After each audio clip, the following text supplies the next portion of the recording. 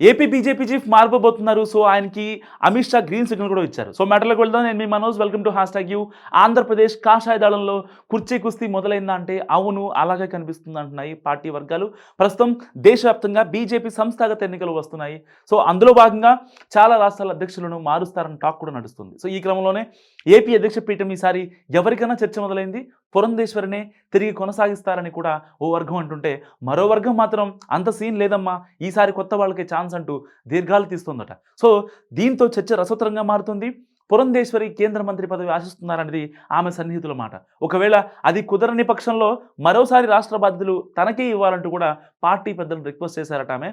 అంటే అయితే కేంద్ర మంత్రి పదవి కాకుంటే రాష్ట్ర పార్టీ అధ్యక్ష పీఠం రెంటిలో ఏదో ఒకటి మాత్రం తనకు ఖచ్చితంగా కావాలన్నది హైకమాండ్కు ఆమె విన్నపంగా తెలుస్తుంది. అయితే ఇప్పుడున్న పరిస్థితుల్లో కేంద్ర క్యాబినెట్ బెర్త్ కంటే ఆమెకు రాష్ట్ర అధ్యక్ష పదవి ఇచ్చేందుకే అధిష్టానం మొగ్గు చూపొచ్చు అన్నది ఏపీ బీజేపీ వర్గాల ఇన్నర్ ఫీలింగ్. సో, 2024 ఎన్నికల్లో పురంధేశ్వరి ప్రధాన పాత్ర పోషించారని, ఏపీలో అధికార భాగస్వామ్యం రావడం వెనుక పురంధేశ్వరి ప్లానింగ్, కృషి ఉన్నాయని పార్టీ పెద్దలకు ఆ విషయం తెలుసు కనుక ఆమె సేవల్ని ఇక్కడ పార్టీ బలోపేతానికి ఉపయోగించుకునే అవకాశాలే ఎక్కువగా ఉన్నాయి. అదే సమయంలో మరో వర్గం మాత్రం అందుకు భిన్నమైన వాదన వినిపిస్తున్నట్టు తెలుస్తుంది.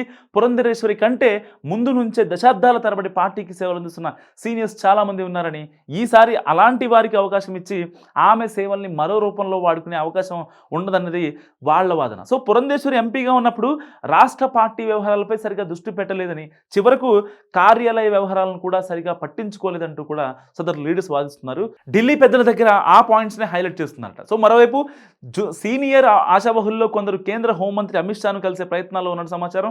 తమదైన శైలిలో పావులు కదుపుతూ ఒక్క ఛాన్స్ ప్లీజ్ అని రిక్వెస్ట్ పెట్టాలనుకుంటూ తెలుస్తుంది.